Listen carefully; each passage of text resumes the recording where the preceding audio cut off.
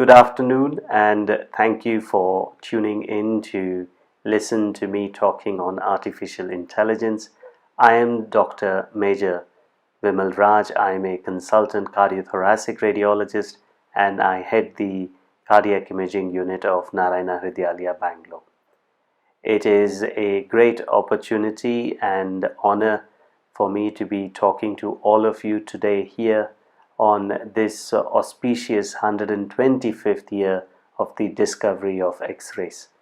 I am really thankful to Anto for giving me this opportunity to be addressing the Society of Radiographers of India, and I hope I am able to give you some extra tips, some extra knowledge, and I can introduce you to this new world of artificial intelligence.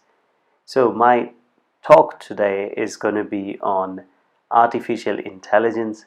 Is it a threat or is it an opportunity for a radiographer? The objectives are, I would like to go through a stepwise manner. I would like to explain what is artificial intelligence, what does it really mean, what are the different types of artificial intelligence that one may come across, and also tell you what can it do currently, okay, specifically when the radiographer's clinical work is concerned. And finally we will discuss about, is it really going to be a threat for you in future, or is it going to be an opportunity that you need to take up? Now let's start off with a standard definition. What is artificial intelligence? Well, artificial intelligence is any substance, any technique which enables the computers to mimic human behavior. So anything which allows the computer to do what you and I do today is termed as artificial intelligence. Now, looking at artificial intelligence, you have to see that there are different types of artificial intelligence as a broad category.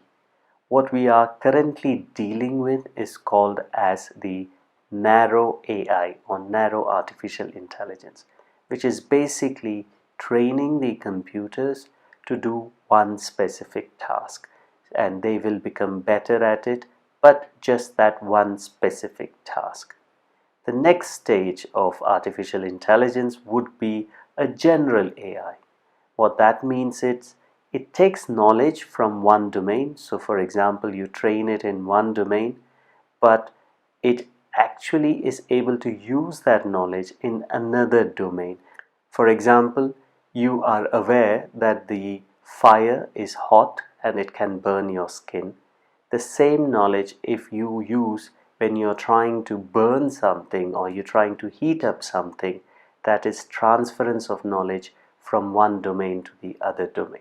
So AI can start doing that as a second stage, and the next stage of AI might be what is called a super AI, where AI basically outthinks human, or it is able to think much faster, much better than humans. Now, let us look at some of the examples of narrow AI. If you believe that you are not exposed to AI or you do not use artificial intelligence in day-to-day life, then you are wrong. As a simple example is, if I were to plan for a trip to Goa today, I would go into my Google Maps and say, hey, tell me the fastest route to go to Goa from Bangalore on road. And Google Maps comes up with options for me. This is what an AI is. It is thinking instead of me having to work out a lot of different permutation and combinations. It comes out and says, if you are going through Hubli, it will take you about 11.5 hours. But if you decide to take a road through Hampi and Hospet, then it's going to take you 14 hours. So this is clearly telling me that use this route, this is going to be a better route. This is artificial intelligence. Another example is artificial intelligence, which is there in all of our phones. Every Android, Apple, or any other phones, Google phones that you have, everything has got virtual assistants within it. They are also examples of a simple artificial intelligence software. If you track the day-to-day activities of yours, you will realize that you are using AI from the time you have woken up till the time you're going to sleep. When you look at YouTube, you type in something and the computer suggests another option, which is again artificial intelligence. The computer is trained that if somebody is looking for, let us say, Goa, why don't you show them the hotels in Goa, or why don't you show them the restaurants in Goa? If somebody is searching for a movie ticket, why don't you show them a Uber or Ola ad so that they can go there in a cab? So these are all different types of artificial intelligence that we are all used to. Look at Google Maps, which I have just shown you. Look at the banking sector where the computer remembers your password.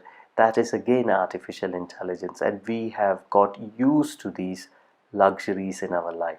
So yes, artificial intelligence is already there. We are using it on a daily basis. Some of it we are not aware of, some of it we are very well aware of. Now let's look at a different way of explaining what artificial intelligence is. Now let's look at a different way of explaining how artificial intelligence works.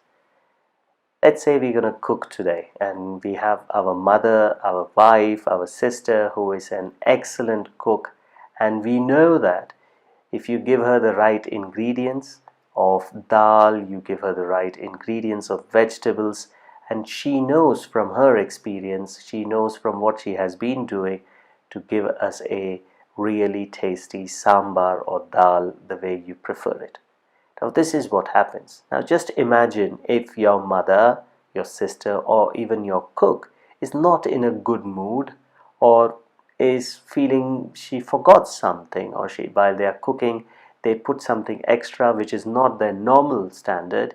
You may get different varieties of the same sambar.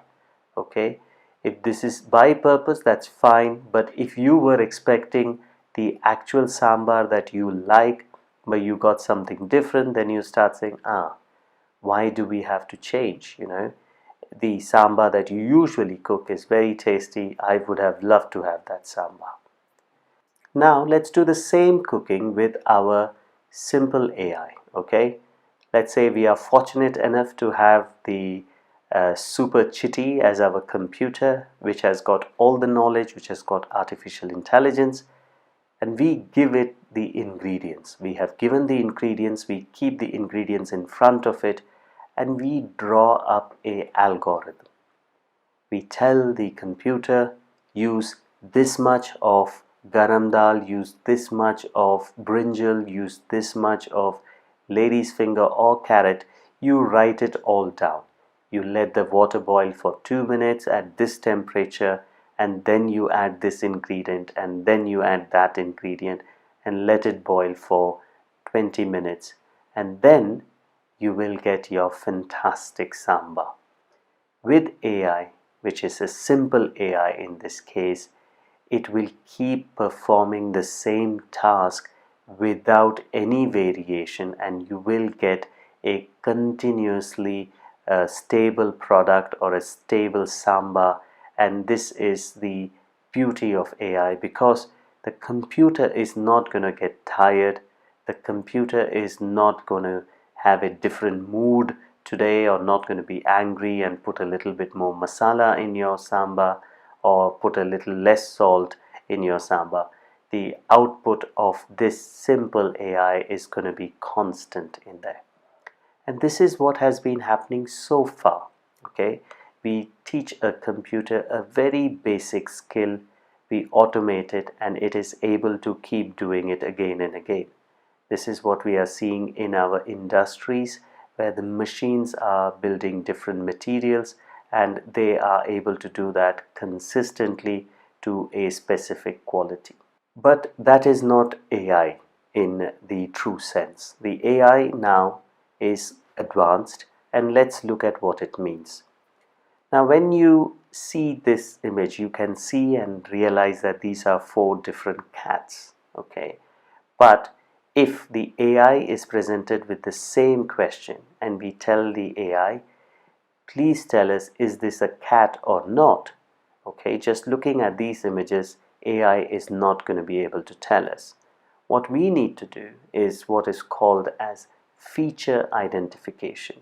So one level of AI is where we show the AI tool, we mark the tail and say there is a tail here, there are ears of this shape, there are paws or claws, and there are these whiskers that you can see. You input this data into the AI system, and then the AI system learns it, and next time it sees an image of a cat, it is able to recognize it.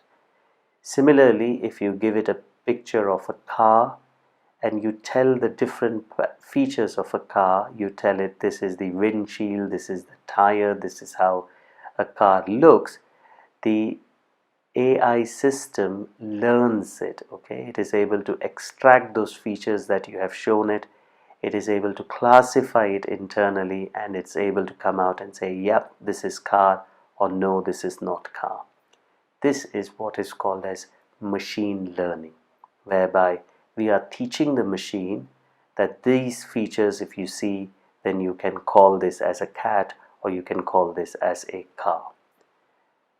Now, we've had further progression. We've advanced further, whereby we are not looking at features, but we are looking at data.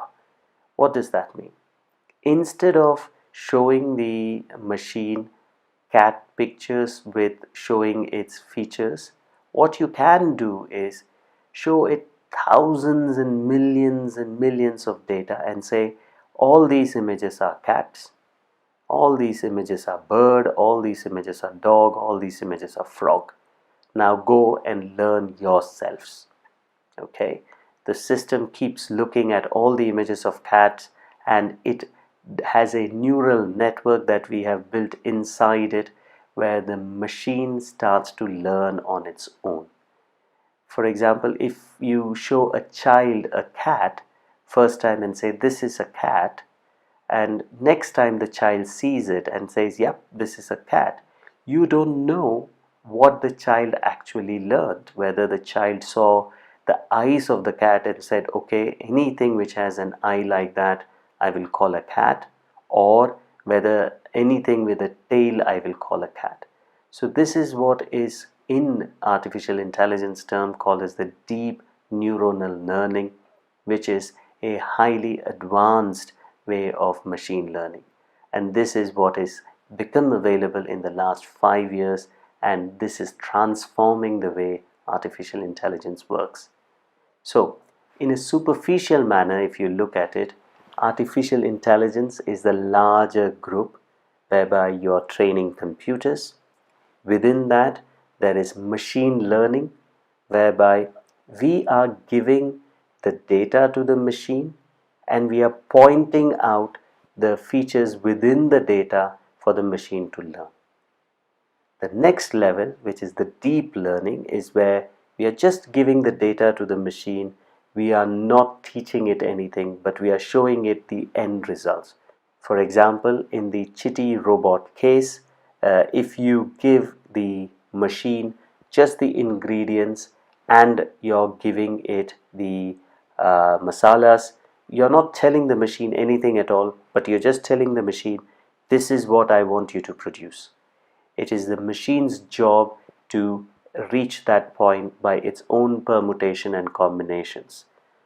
Both machine learning and deep learning gets much better as more and more data keeps flowing into the system. Let us look at a clinical example to make it more simple for you to understand. So this is a CT brain of a patient, and you can see that there is hemorrhage or there is bleeding into the brain.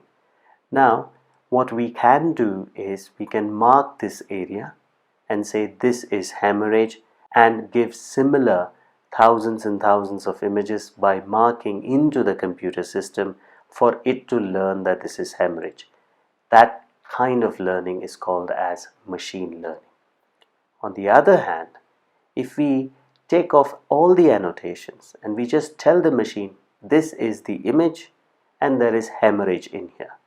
Where is the hemorrhage? We are not marking it. So the machine is looking at thousands and thousands of the same image and learning, okay, this is what hemorrhage looks like. This is called deep neural network. So we have seen what is artificial intelligence, and we have also seen the different levels of artificial intelligence and seen how it works. Now it is time to look at what can artificial intelligence do in the field of radiography currently. If you look at the job of a radiographer, you have job which is to identify the patient correctly, make sure that you're doing the right examination for the patient. Then you plan for the examination. You position the patient in the right place. You then start looking at your CT or your MR. You're planning the procedure. Next, you're acquiring the images. You're exposing the patient to radiation. You are planning the MRI sequences and you're acquiring the data. And finally, you're doing post-processing. So these are the four major components of your day-to-day work. Now let's look and see how artificial intelligence is already there or can help you in doing this work. On an X-ray platform, if you look at this data, there is a automated exposure control, there is a automated improvement of the image, there is also a automated positioning of the image or rotation of the image to get the best quality, which is already present in a lot of your digital radiography systems. Irrespective of the vendor, you will find that you have some form of an artificial intelligence system available to enhance the image that you have already acquired. Let's look at this example of an MRI. One of the major challenges often is a patient who is moving or keeps changing their head position and you're not able to get good quality images. Also, you have to angulate and plan your sequences when you're doing MRI. Now, with artificial intelligence, it is possible that the machine itself will acquire some data and then it can plan automatically the correct plane, so people who are less experienced can actually do the scan and save a lot of time in the machine. Similarly, you can see here, if you've got a pathology which distorts the anatomy, you are not able to clearly see the midline of the brain in this case, which has got a tumor, and then if you're going to plan your sequences, it becomes very hard. But AI can plan all of these sequences for you with just a click of button. I've shown you examples of a brain and you may think, well, this is easy.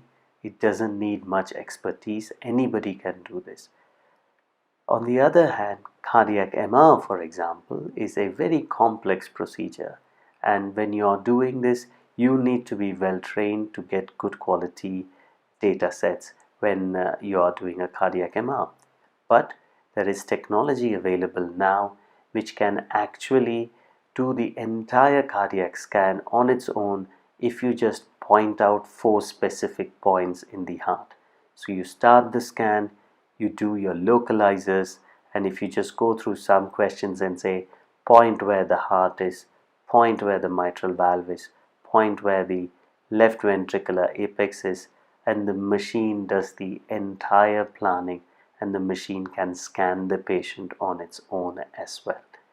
So this is something very, very exciting. This is something very, very useful, especially in places where these examinations are not that common or the technician is not that well trained to perform these examinations.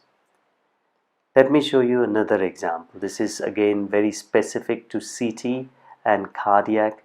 The heart keeps moving, so the coronary arteries are also moving. So when we are imaging the coronary arteries, some of the coronary arteries are moving so much that we will not be able to see them properly. As you can see in this image, there is so much of blurring that we are seeing.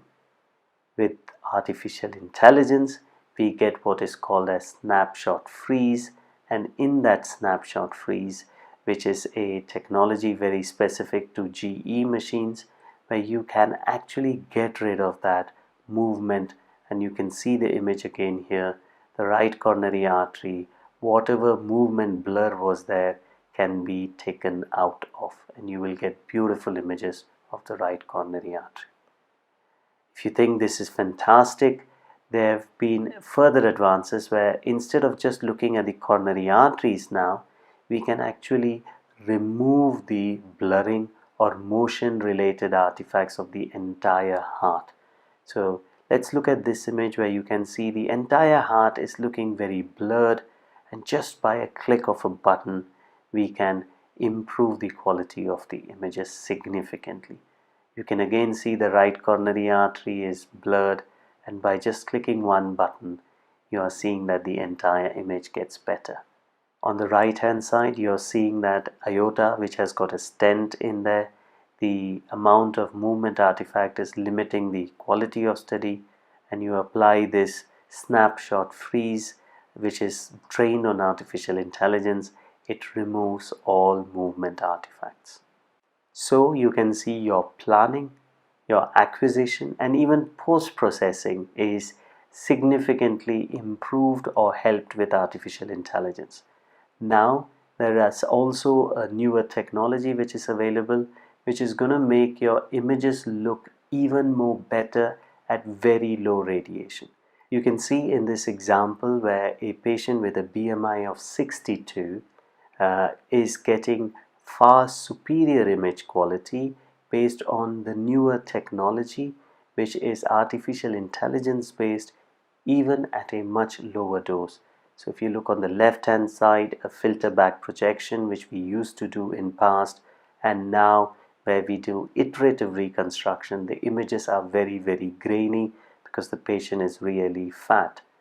With the artificial intelligence, the post-processing becomes even more superior and even more crisper, and we can see this beautiful image quality. So knowing all of this, you start thinking, should I relax or should I really worry? Is my job in danger? Should I really be looking for a job change, or should I just relax and say, hey, this is not going to happen to me. I am not replaceable as far as radiography is concerned. There is certainly a threat, okay? With artificial intelligence, what is likely to happen is the radiographers are going to get more and more efficient. By that, a job which needed 3 radiographers now could be perhaps done by 2 radiographers. So your job is going to get automated, and as the automation happens, your job is going to get faster, and because it becomes faster, you may not need that many radiographers to do the job. The other way of also looking at it is the highly qualified people may not be required to do the technologist job. You could have somebody with basic degree who understands radiation protection and who understands how X-rays work, can perhaps start doing all the work because machines are actually assisting that person in doing the job. It may also come up that you just have to position a patient, or a nurse just positions a patient and the machine does the entire scanning in future. The reconstruction and printing of images may also become obsolete in future because everything might go digital and the machines may themselves be able to reconstruct the data. So you start saying, oh dear, this must be a very big headache for me. I have to start worrying about it. Or some of you say, hey, this is all in presentations, doesn't happen in real life. Let me show you what is already out there.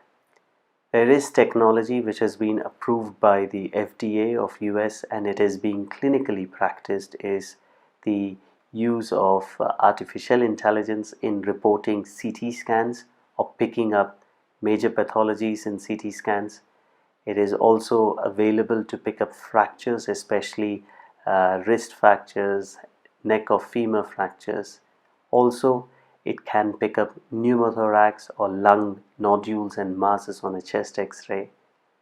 It is also available to detect pulmonary embolism in CT pulmonary angiogram and also look at vertebral body fractures in a lot of patients. So AI is already being used in radiology, lesser for the technologists but more for the radiologists. Would you like to see any opportunity coming out of it? I am an optimist. I personally believe that AI is going to make our life much better, and AI is going to come and be part of our life. So there is no sense in fighting AI, but I think you need to partner with AI and you need to incorporate it in your day-to-day life, and then you become better.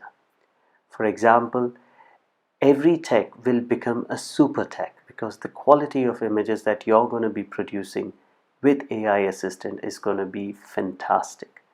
It also means that you're going to become super efficient. You're going to be able to do the task which takes you 2 hours, you'll be probably doing it in 1 hour time. So that will give you more time and you will become more productive, which may mean that your salary increases, your demand increases, and also you may be able to work sitting at home remotely, providing your services to multiple diagnostic centers or multiple hospitals because the technology is available. The other thing which I would like to concentrate on, newer roles. Okay, this is something very, very important, and you really need to think about this and start planning your career for future. What is happening in the Western world is the radiologists are not reporting radiographs. The X-rays are not reported by radiologists, but senior technologists or radiographers are trained to report X-rays for them. Similarly, ultrasound scans are not performed by radiologists. They are performed by sonographer or technologists who have trained in sonography. With artificial intelligence, this all job transition is going to get much more common and much more easier. For example, if you look at the X-rays which are done in an orthopedic hospital, radiologists do not often report these X-rays. If artificial intelligence is able to achieve 90%, 95% accuracy, and a reporting radiographer oversees the operation, then it is cheap for an institute. It will allow the radiologist to concentrate on more complex pathologies or interventions that they would like to do. So the radiographers kind of get a promotion. You become a reporting radiographers. You can start doing ultrasound scans because AI will assist you in doing that, or it will open up new horizons for you as you start to adopt AI. Also, think in terms of who is training AI and how is AI getting trained. The artificial intelligence systems, the machine learning systems are getting trained by people marking pathologies. So I am part of a couple of artificial intelligence groups. One such group is Predible, who I've been consulting for, and we've always looked for technicians to help us in annotating data. So you look at a brain CT and you see the hemorrhage, but we want to train the artificial intelligence that this is hemorrhage, so we need somebody to annotate the data for us. So that could be a radiographer who is good at looking at the images, because the radiologists may not be interested in doing this and they may not be happy to do it at a cost which the radiographers are happy to perform. So you could become an AI enabler coming in future. So think and plan for your future, because AI is here to stay and it is useful for you to get ahead of the curve and start becoming part of this new age. One final thing that I would like to tell you, maybe it is a futuristic thing, but I want to be very transparent. So far, whatever I have spoken about is just the narrow AI. I haven't even touched about the general AI or the super AI that one can see. These are some of the predictions. If you look by 2040, in another 20 years, we expect the general artificial intelligence to be built whereby the computers will be able to do most of the tasks that humans are able to do. Something like driving a car on their own, something like reporting a study or performing a scan fully. By another 10-15 years, we are probably going to look at super AI, where the computers are going to get much better than human beings, and we don't know how that future will look. So be prepared, be part of this transition process is what is important. In summary, AI is just like training a child. If you show something to a child again and again, the child learns from experience and starts to recognize those things. AI is very similar to that. It's just a machine which has got very good processing capacity and is able to learn. Also, AI is already accepted everywhere, so there is no sense in fighting AI or refusing to adopt AI. Be an early adopter, be an early enabler, because this will keep you far ahead of your competitors or your colleagues. Lot of technologist work can be replaced and can be made faster by AI. So you have to remain skilled, you have to be very good in what you do. This way, the AI will enhance your capabilities even further. And finally, I would like to say it again that it is time to accept AI as part of our life and plan accordingly. Become an AI enabler rather than somebody who is blocking AI every time you come across it, because it is the future and it is here to stay. Thank you very much for your patient listening.